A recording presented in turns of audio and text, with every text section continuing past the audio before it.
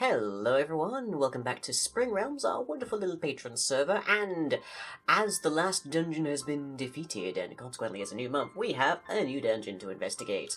And this one is particularly special, because this one is not based on a nebulous, fleshed-out god that I came up with on an evening. This is actually based on Aeneas, the god of motion. So, hello. Hello. So, your dungeon is called the Great Harbour, isn't it? Yep. And I'm beginning to see where it might get the name. Yep. So what's the lore on the Great Harbour then? Essentially, the Great Harbor was originally a storage place and workplace for Aeneas as they worked on all sorts of vessels. This one right here is very classic wooden ship, still in progress. But essentially, as God was working around on things in their workshop, they'll do sort of cheaty things, teleport around, move things around randomly. You give someone access to one admin command and everything goes completely out the window. Basically. But essentially, as time has gone on since Aeneas' death, things have kind of broken, so to say. Things aren't lining up how they originally meant to, and those old teleporting around, well, they kind of started sinking in permanently, connecting to various places that the people now investigating probably weren't meaning to go. Who knows if that was where the original teleport was going either. So they might lead to some random location, some location that's way back where they were trying to go, or they might enter into some kind of strange, mystical third location that they have no idea where they are anymore. Exactly. Ooh, that's gonna be fun. Especially with relative teleports, because we can now make it pretty much seamless when you are teleported. So, just clone a few areas, rotate people, yada yada. They have no idea where they're going in, but they don't really know where they're coming out either. Sounds like a lot of trolley fun. Yep. So what kind of, like, we say teleport people around. Do you have any idea what kind of mechanics will be at work here? Because in the last dungeon we had the levitation points that got people to different areas, we had the librarians, we had the magic spellbooks and such. In the area before that, with Aeneas, we had the creepers that were spawning everywhere and being creepy, and then before that we had the furnace drakes and having to solve a whole bunch of mechanical kind of puzzles. So what happens in the Great Harbour exactly? Well, I've debated a couple different ideas, still deciding which one seems most likely and least likely to get me yelled at by all of the patrons on the server. Because they seem to enjoy. Spent like the past 4 or 5 hours today just yelling at the Grand Archivist, so I don't think that's too much. They were spending the same thing yesterday, and I was seeing that.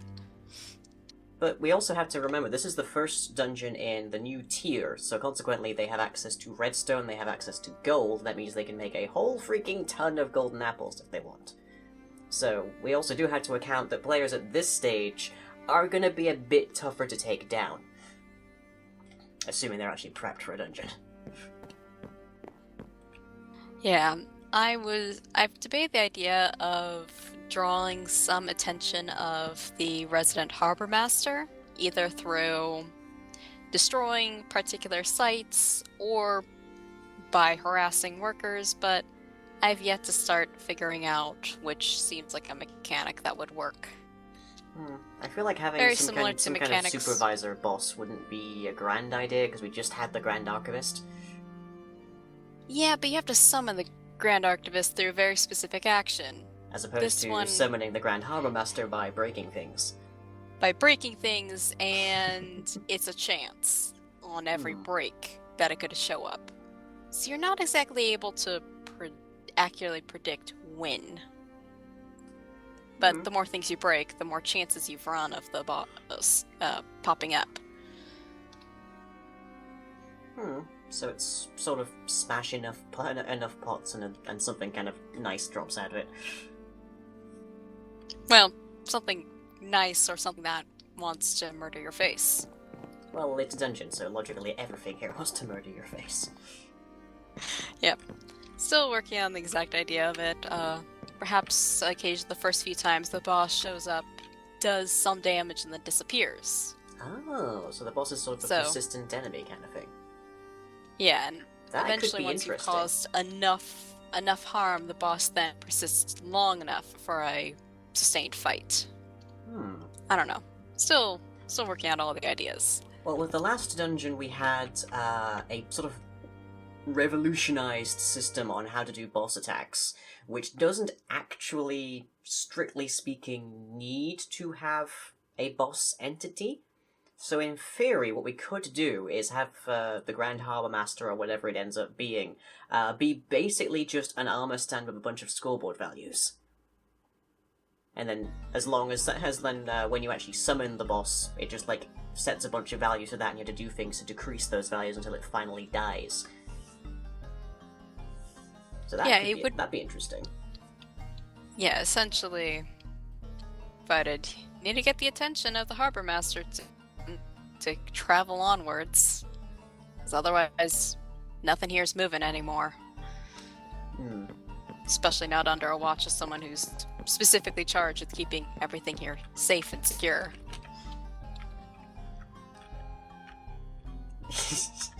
I don't know what this mast's name is. I've only sailed single-mast sailboats. I have not sailed a three-mast. So I ran out. I forgot what the term was for the third mast, for the mast on the back. So that was just I'm going to say it's aft. midnight. I'm not sure. Well, this is also midnight and me just being like, I need to label these things before I forget. Yeah, we should establish you're not literally the god of motion, so No, you're not expected to be an utter absolute authority on all these things, at least not without Wikipedia at hand. I mean, yes, I have sailed a sailboat before, so and I actually have a driver's license, so Yeah, unlike me then. little bit. I mean, I guess I could probably work out how to sail a boat, and I definitely know how to drive a car, but I feel like the legal authorities in both cases would not be happy with me doing so. I'm not sure there is a legal authority for sailing a boat. I think just running it. I think a boating license is a thing that exists. Last I checked, anyways. Well, there's more things we're making guesses on that aren't relevant to the dungeon. Yeah. But, yep. There we go, some nice sunlight. Hell.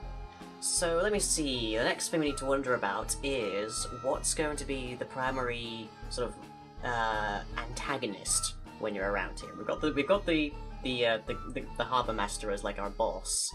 Last time we had witches, and before that we had creepers, and before that we had the furnace drakes, who were sort of heavily customized forms of skeletons, and then before that we had mostly random spawns, but also had our turrets and our unthings. So what's the emblematic monster of this dungeon? Well, mainly a few content creators have decided that slimes are associated with Aeneas. One of which has created actually a fan fiction regarding the relationship that Aeneas has with slimes. So, introducing some slimes into this dungeon, especially since otherwise it looks very unlikely for slimes to really be popping up, as no one's been able to find any so far.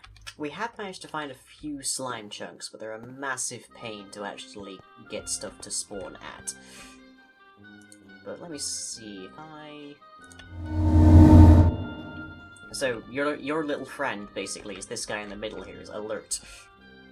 Yep. Last I checked. Little Alert. Yeah. But a slime, all the same. So it just kind of feels kind of appropriate to continue the slime motif after it got introduced. And for those wondering, this particular gate is not going to teleport me because that particular zone has not been unlocked yet. So, a few times I've accidentally put down a gate to places where people go and die immediately, so I figured it was good to build in some kind of guard against that. So, yeah. So, slimes are they're an interesting idea, because they're melee only, they don't have any kind of ranged attacks, which is a big problem after Bacilla, because everybody has access to bows and arrows at the very least, even if they're not necessarily enchanted ones. And I see, they're not the smartest on pathing, and also we're in essentially a void world. So we're going to have to do some interesting thinking on how to get slimes to not just always constantly plummet into the void. I think it's We'll figure doable. something out. Yeah, I'm sure it's doable. Like maybe Just kind of figured. Maybe we put barriers all underneath them whenever there's air, so that they can have like a sort of Frostwalker effect or something. I don't know. Then we'd have slimes slowly hopping their way across the void. Yeah, we'd have to region limit them at that point, I think, just so that at least it stops working outside the dungeon. So then they plummet to the void. But that's never really been a mechanic we've avoided, really. The dungeon should be in the dungeon.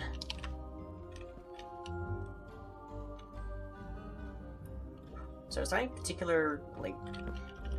The aesthetic I had in mind was, like, shattered platforms and upturned pieces of boats and everything everywhere. Is that sort of the idea that you had in mind, or...? Yeah, I was thinking boats in various stages of... Deterioration? Deterioration, thank you. But I'm not really good at building deteriorated right off the bat, so I need something that is whole, and then make it unwhole. Ah, a classic. If in doubt, build it, then break it.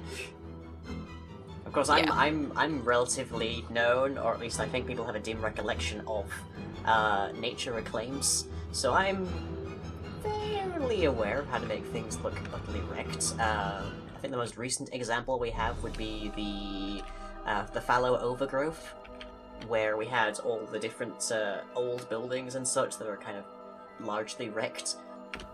In particular, there was the fallen tower, which was basically cut in half and tumbled, which was a massive pain, by the way, because, well, that it doesn't necessarily play nicely with rotated blocks, but it was fine in the end. I also am just learning how to build boats in Minecraft, so... Well, what you do is you take 5 planks of wood. I'm sure if I wasn't in creative mode, you would have just punted me off the side here. Probably, yeah. I get that response from everybody. Right. So let me see. What kind of special effects can we get here? So if I give myself a command block really quickly. The most obvious one that I can think of to test, at least, is TP at P. Which direction am I facing? Positive Z. Okay, so what? Negative Z. Minus 10. And we'll put a range on this, or else we're both never going to be able to get back in this room. Or equals 5. There. I need redstone. Okay, right, so... Plonk. Lay that down. So... Now I can't possibly enter this zone. But I can change this around, so let's just reduce that to 5, and let's see, my direction should be negative 180, which should leave me pointing the exact opposite direction if I try to get too close. But we can also do other things like teleporting us forwards 10, and then not altering our rotation at all, in which case it appears to sort of vanish from sight.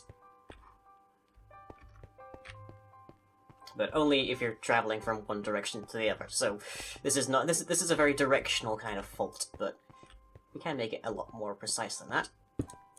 This also discourages just random building, because you don't know if you're just suddenly going to cause everyone to start suffocating in a wall because you decide to start building.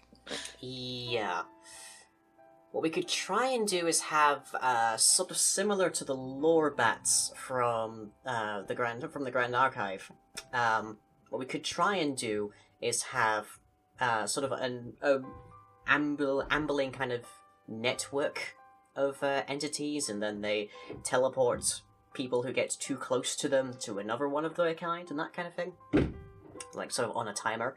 So there's just sort of, like, vortices or wormholes that are just looping around the harbour. That's an idea. That would make sense, yep. So, I'm not 100% certain how we do that, but we can try. Shouldn't be too difficult. All about trying, teleporting, and who knows. And boats. Yeah. But yes, I think the teleport command is going to come in extreme handy around here. And thankfully there's nothing in the spellbook, at least thus far, that actually allows people to teleport. There's no spell that governs teleportation, just, like, giving you the speed buff, and that's about it, really, isn't there? Because we figured out that if we gave anyone control over teleportation of any kind or degree, then they could teleport inside of the bedrock boxes or inside of the regen circuits and just mess things up. So, unfortunately, the magic of this realm is going to be out of players' hands, but it's sort of a necessity, really. We just can't build in the kind of guarding that we'd need to do for that otherwise. Alas. But evidently, we've got a fair bit to get done, so I shall see if I can find out what the name for that mast is, and we'll catch you all next time. Bye!